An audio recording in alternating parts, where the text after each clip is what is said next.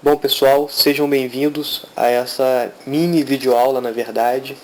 A proposta aqui é tirar uma dúvida, geralmente causada em regressão linear.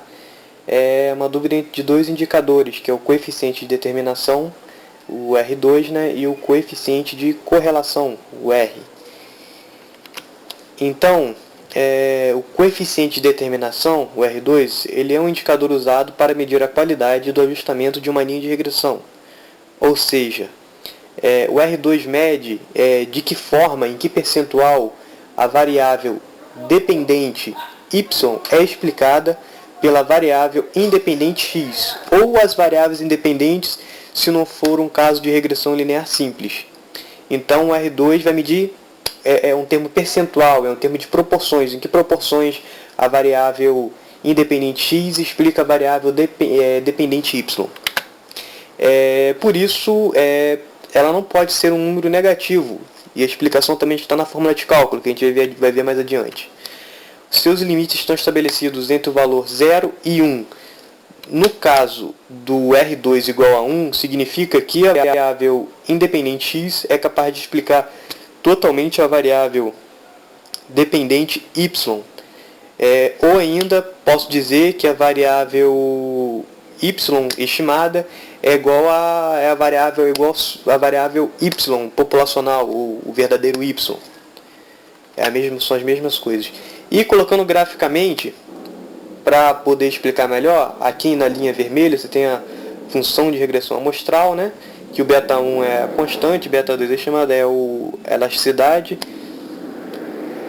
ou o coeficiente, e x e a nossa variável, no caso tem o yi, que está no pontinho azul, e no pontinho azul em cima da reta vermelha é o yi estimado. Olhando lá em cima, lá tem a fórmula de cálculo do R2, do coeficiente de determinação. Então a gente pode verificar que ele é o somatório do y estimado menos o y, menos a média do y, isso elevado ao quadrado, e dividido por y, no caso o pontinho azul, menos a média de y, elevado ao quadrado também.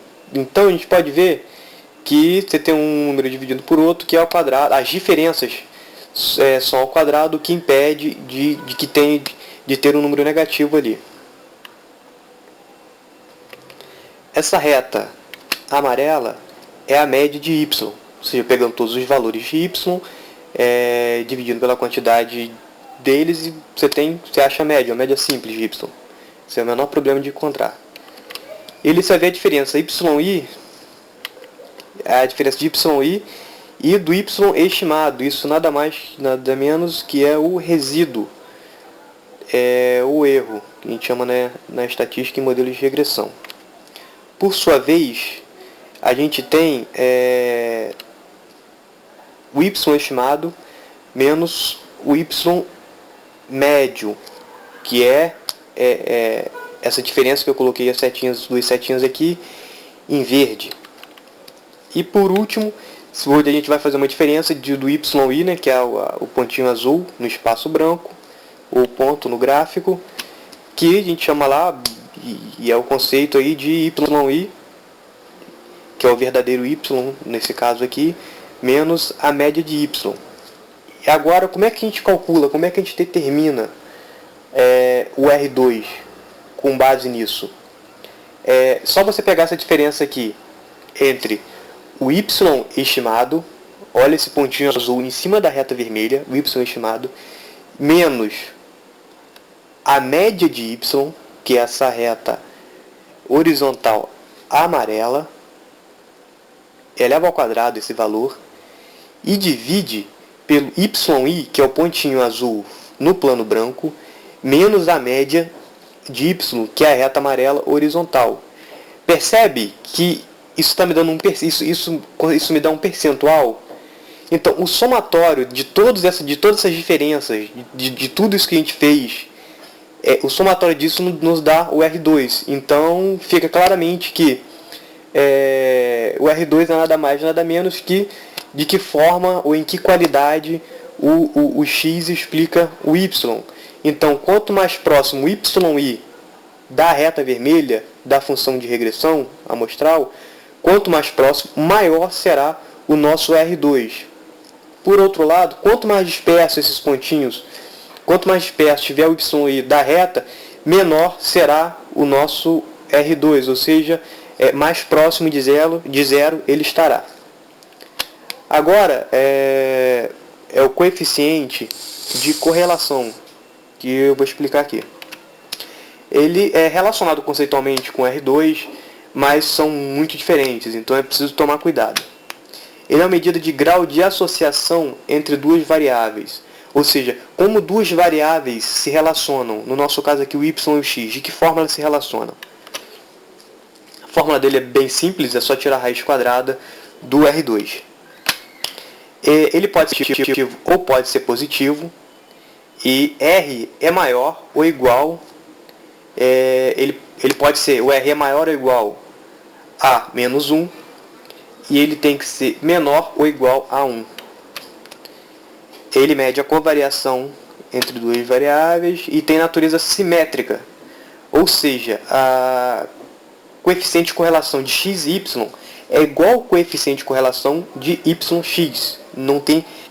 Não existe nenhuma diferença entre esses dois. E ele mede apenas uma dependência linear, é diferente do R2, por isso a gente não pode medir percentualmente quanto que x explica y, isso não se vai fazer. E existem duas citações para o R, nesse caso, desse indicador. O R, quando o R é igual a zero.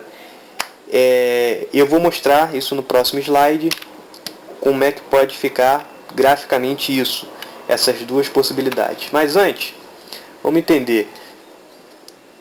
O R vai ser próximo de 1 quando a gente tiver uma regressão ascendente. Então você pode ver nessa primeira correlação positiva, que está próximo de 1, você tem vai ter uma função de regressão ascendente, né? Você tem os pontinhos ali, o gráfico de dispersão, com os pontinhos ascendentes, né? Mais ou menos ascendente. No caso, na correlação negativa, você tem os pontinhos descendentes, o gráfico de dispersão. E aí você tem um ponto de não correlação. Você não consegue captar uma medida de relação entre esses pontinhos, nem positiva nem negativa. Eles estão dispersos, não tem nada linear que os explique. E uma outra possibilidade de ter um R igual a zero, como é nesse caso de não correlação, que o R vai ser zero, e com correlação negativa o R vai ser menos 1, nesse caso o R também vai ser zero quando você tiver uma associação entre duas variáveis, x e y, por exemplo, uma relação não linear. O R vai ser zero. Por quê? Porque o R mede apenas relações lineares entre as variáveis. Se tiver uma relação não linear, o R vai ser igual a zero. Então ele vai ser igual a zero quando não tiver nenhuma relação entre as variáveis, e ele também vai ser zero quando a relação não for linear.